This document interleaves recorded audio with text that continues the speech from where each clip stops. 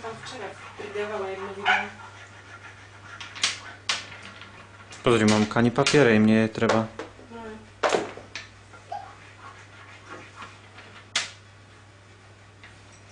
Anka už objavila nový spôsob, ako sa s farbičkami hrať.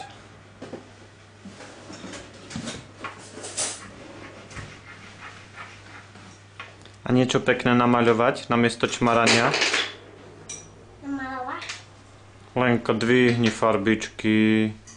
Nehoď farbičky na zem.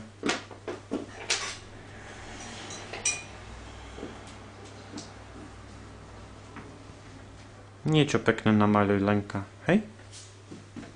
Najlepšie, že papiere sú tam na zemi pohádzané.